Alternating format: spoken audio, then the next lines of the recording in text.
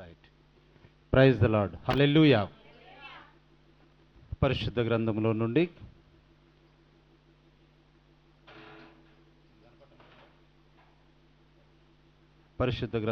నుండి ఈ దినము ఈ యొక్క శుక్రవారం సాయంకాల వేళల్లో కొంత వాక్యాన్ని మనం ధ్యానించుకుందాం. అపోస్తల కార్యములు 2వ అధ్యాయము 26వ వచనాన్ని ఒకసారి చదవండి. అందరూ కూడా తీసుకోండి. ఎవరు గోల్ చేద్దానన్నా 10 నిమిషాలు నిశ్శబ్దంగా ఉండండి. అపోస్తల కార్యములు 2వ అధ్యాయము 26వ వచనాన్ని మనం చదువుకుందాం. చదవండి అమ్మ.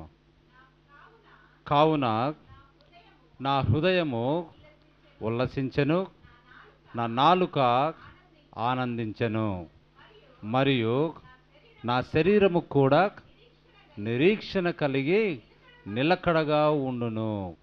ఆమేన్. దేవుని నామానికి మహిమ కలుగును గాక. చిన్న ప్రార్థన చేసుకుందాం.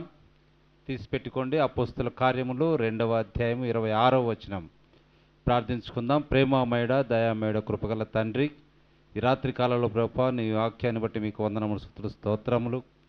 అవును ప్రభువా, నీవు నా పక్షమై ఉన్నావు కాబట్టి నా హృదయము ఎంతో సంతోషముగా ఉన్నది, పాటలు పాడుచున్నది. నా తండ్రి, నిరీక్షణ కలిగి అయా నా ప్రభువా నీ కొరకు నేను ఎదురు చూస్తూ ఉన్నాను. తండ్రి, నీకు వందనాలు. తండ్రి, ఈ సమయమందు ప్రభువా గొప్ప పరిశుద్ధాత్ముడుగా మా మధ్యలో ఉన్నారు. మీరు వచ్చి ప్రభువా ఈ వాక్యమును తీసుకొని నాయన మాకు బోధించమని తండ్రి, వినుచున్న మాకు దాని ప్రకారం జీవించుటకు, అందులోని అర్థమును ప్రభువా, అందులోని ప్రత్యక్షతను, బయలుపాటును మేము పొందుకున్నట్టుకు సహాయము చేయము. తండ్రి, ఈ వాక్యమును మీ చేతులకు అప్పగించుకుంటూ అయా ఈ యొక్క ఆత్మీయమైన ఆహారం కొరకు నా తండ్రి మేము ఎదురు చూస్తూ నా తండ్రి దాన్ని మేము తినులాగున సహాయము చేయమని యేసుక్రీస్తు ఘనమైన నామమున స్తుతించి అడిగి ప్రార్థన చేస్తున్నాము. ఆమెన్. హల్లెలూయా. చూడండి, ఇప్పుడు దాకా మనం ఏం చేశాము? పాటలు పాడాం. పాటలు పాడుట అన్నది మనకెంతగానో ఇష్టమైన కార్యముగా ఉన్నది. అంతేకాదు, పాటలు పాడుచు చేతులతో చప్పట్లు కొట్టుచు మనము దేవుని యొక్క పాటలను ఆలకిస్తూ ఉన్నప్పుడు ఎంతో సంతోషముగా ఉంటుంది. హల్లెలూయా. చూడండి, ప్రవక్త అయిన బ్రనహాం గారు ఒకరోజు ఆయన పెంతెకోస్తు సంఘానికి వాక్యం చెప్పడానికి హాజరయ్యాడంట.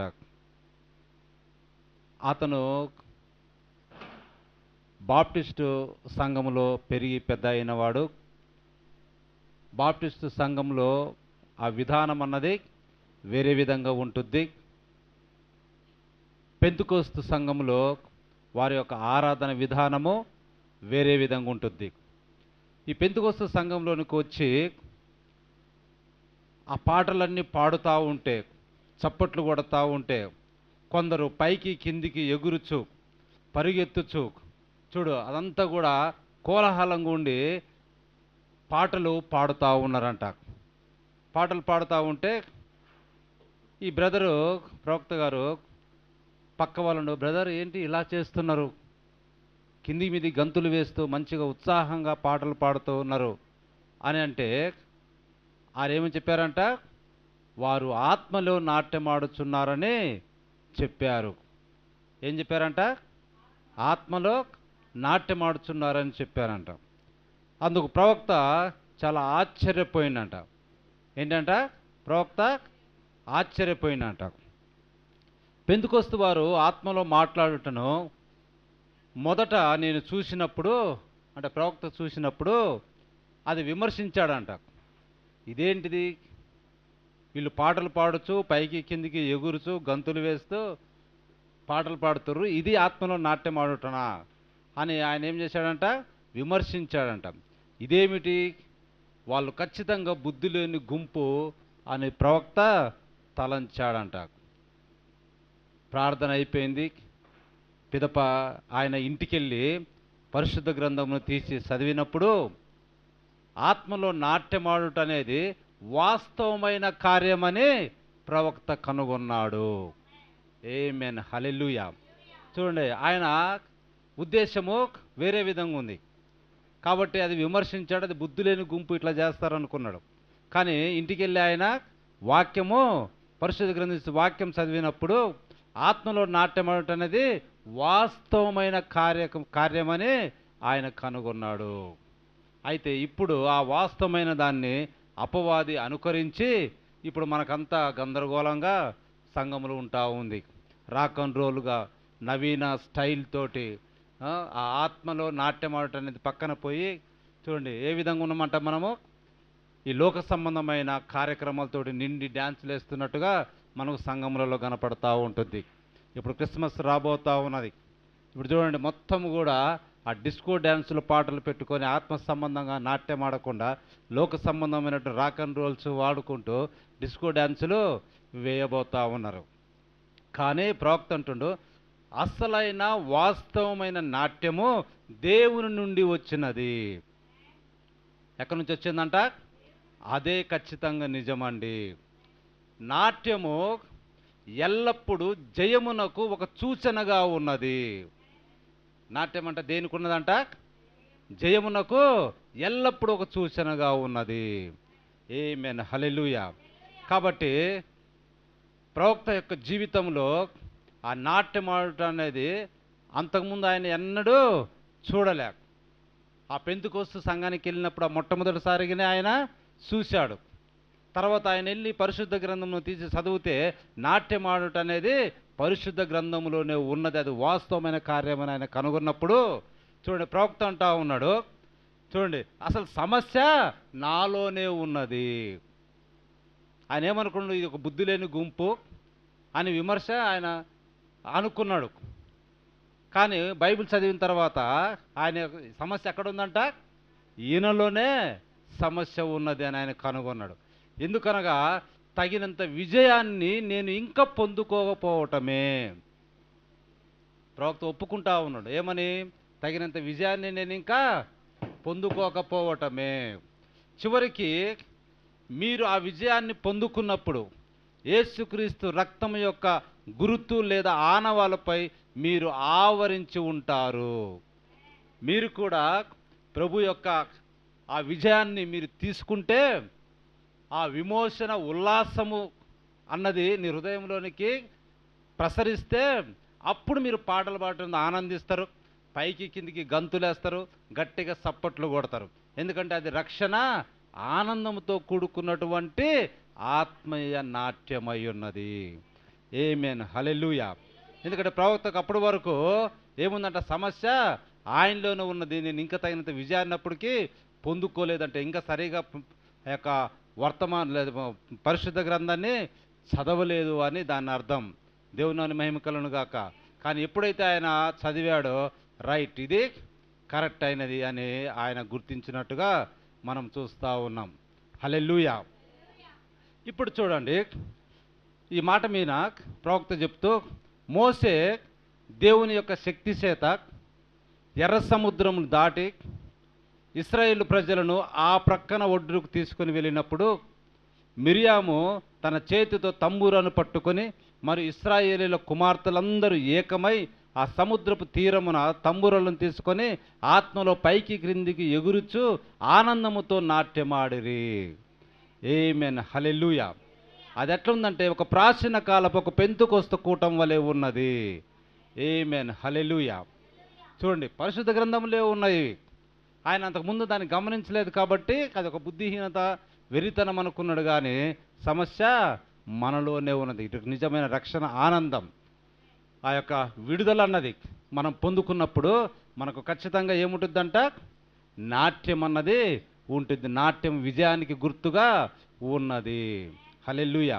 ఇప్పుడు చూడండి, ఆ యొక్క ఫరో చేతిలో నుండి, ఐగుప్తులో నుండి వారు ఎప్పుడైతే ఎర్ర సముద్రం దాటి యువకులకు వచ్చారో వారికి ఏమొచ్చేసింది? విడుదల అన్నది వచ్చేసింది. బానిసత్వం అన్నది పోయింది. నిజంగా రక్షణ అన్నది వారికి ఇప్పుడు నిజముగా ఉన్నది. కాబట్టి ఇప్పుడు వారికి ఏమైనది? ఆనందం అన్నది వచ్చింది. జయం అన్నది వారు అక్కడ పొందుకున్నారు. కాబట్టి మిరియాము, ఇశ్రాయేలు కుమార్తెలందరూ కూడా మోషే కూడా కీర్తన అక్కడ పాడినట్టుగా మనకు కనపడుతూ ఉంటుంది. హల్లెలూయా.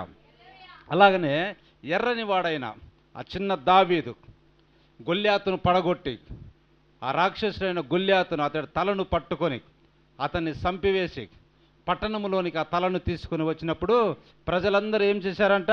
నాట్యము ఆడారు. హల్లెలూయా. ప్రజలు నాట్యం ఆడుచు దావీదును కలుసుకున్నారు. ఎందుకంటే వారు అక్కడ ఏం పొందుకున్నారు? జయాన్ని పొందుకున్నారు. జయాన్ని పొందుకున్నారు కాబట్టి అక్కడ నాట్యం అన్నది వచ్చినట్టుగా మనం చూస్తూ ఉన్నాం. కాబట్టి సౌలుకు 1000 కొలది, దావీదుకు 10,000 కొలదని స్త్రీలు కీర్తనలతో నాట్యమాడినట్టుగా మనం చూస్తూ ఉన్నాం. హల్లెలూయా. అంతేకాదు ఇంకా ప్రవక్త చెప్తా ఉన్నాడు, పరిశుద్ధ గ్రంథం యొక్క గొప్ప కీర్తనాకారుడు ఎవరు? దావీదే. గొప్ప కీర్తనాకారుడు దావీదు. ఆ దావీదు చేసిన కార్యం ఎంతో గొప్పది. దావీదు ఒక గొప్ప జయమును సాధించినప్పుడు చూడండి, దావీదు ఒక గొప్ప జయమును సాధించినప్పుడు, ఏ గొప్ప జయము? గొల్యాతును చంపినప్పుడు సౌలు తన కుమార్తెను దావీదుకి ఇచ్చాను. అంతకుముందు సౌలు ఏం చెప్పాడు? ఈ గొల్యాతును ఎవడైతే చంపుతాడో వాడికి నా కుమార్తెను ఇస్తా అని ఒప్పందం చేశాడు, వాగ్దానము చేశాడు, ప్రకటన చేశాడు. కాబట్టి ఎప్పుడైతే దావీదు ఈ గొల్యాతును చంపాడో సౌలు ఏం చేశాడు? తన కుమార్తెను దావీదుకి ఇచ్చాడు. చూడండి, అయితే ఆ సౌలు కుమార్తె ఆమె ఒక రకమైన గర్విష్ఠురాలు. ఎటువంటిదంట? ప్రవక్త చెప్తా ఉండు, స్వకీయ పేరు ప్రతిష్టలను కోరుకునే అహంకారి. ఆమె ఎటువంటిదంట? ఒక రకమైన గర్విష్ఠురాలు, స్వకీయ పేరు ప్రతిష్టలను కోరుకునే అహంకారి, నామకార్థ విశ్వాసి వంటిది. చూడండి, అటువంటిది సౌలు యొక్క కుమార్తె. ఆ కుమార్తెను ఎవరు చేసుకున్నారు? దావీదు చేసుకున్నాడు. కాబట్టి ఆ కాలంలో దేవుని మందస్సము అనేక దినములుగా దేవుని సన్నిధికి చాలా దూరం ప్రాంతమున ఉన్నది. ఏమున్నది? దేవుని యొక్క మందస్సం. దేవుని ప్రసన్నత కనులకు కనబడినట్లుగా అగ్నిస్తంభము ఆ మందస్సంపై ఉన్నది.